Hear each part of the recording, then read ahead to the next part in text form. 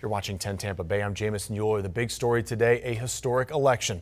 The polls are now open and millions of voters are casting ballots to help shape the future of Tampa Bay, Florida, and the nation. The race the world is watching this afternoon is for the White House.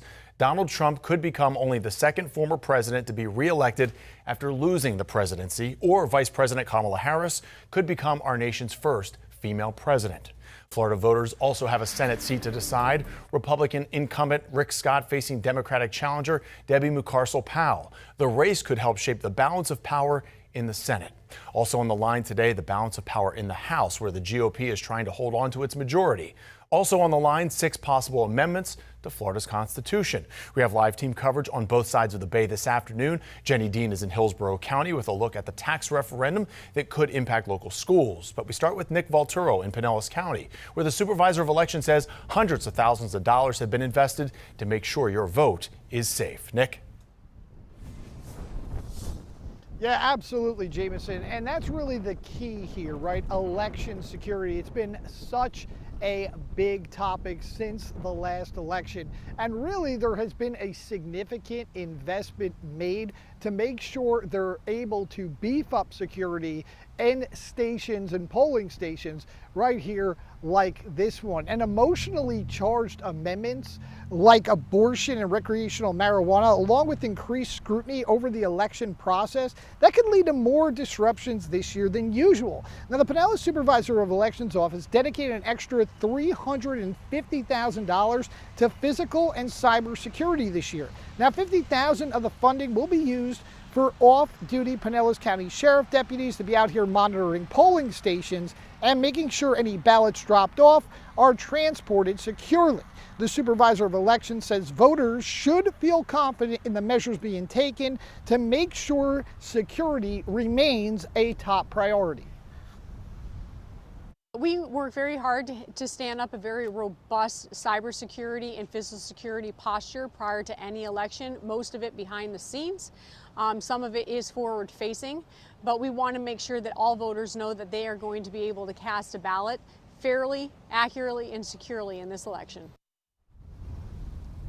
Now, those with outstanding mail-in ballots that still want to vote in person, they can go over to their polling station, speak with staff, and have those mail-in ballots canceled out so they're able to vote in person. Now, once again, those with any outstanding mail-in ballots, it's right now way too late to be able to get that in on time, but there are places where you can drop those off, like right here on Starkey Road in Largo, also the county courthouse and the county building here in Pinellas County. You can find a full list on our 10 Tampa Bay website. For right now, reporting live in Largo, Nick Valturo, 10 Tampa Bay. All right, Nick, thank you. And again, the polls are open until 7 tonight. Remember, if you're heading out to vote this afternoon, you will need to bring a photo ID with a signature. That includes a driver's license, passport, military, student, or veteran ID. If your form of ID does not have your address, you will need to show proof of where you live, like your voter registration card.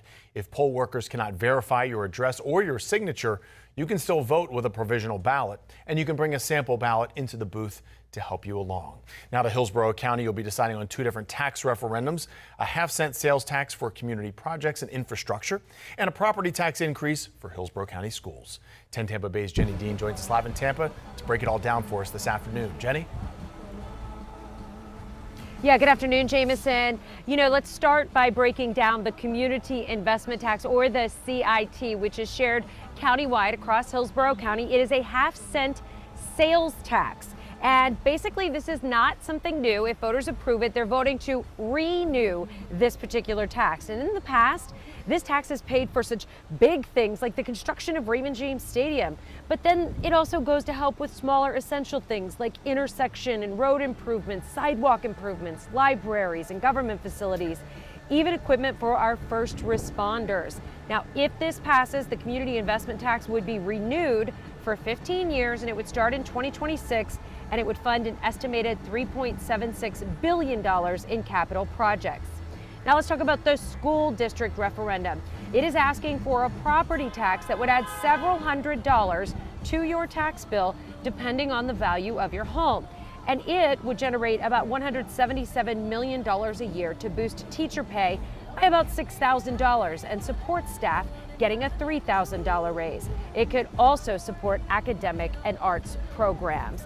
You know, and the bottom line for many voters that we've talked to, these are two very different tax issues. One is a half-cent sales tax, one is a property tax, but seeing two tax issues on the same ballot can be a bit overwhelming, especially when so many people are facing financial hardships. And so the concern by some is that somebody might choose to approve one and not the other, or maybe just vote no on both because they just don't want to feel that pinch in their pocketbook. So right now you can vote for both, you can turn down one, you can turn on it's up to you really when you go in to decide, but it is important to understand what you're voting on when it comes to both of these tax issues. Live in Tampa, Jenny Dean, 10 Tampa Bay.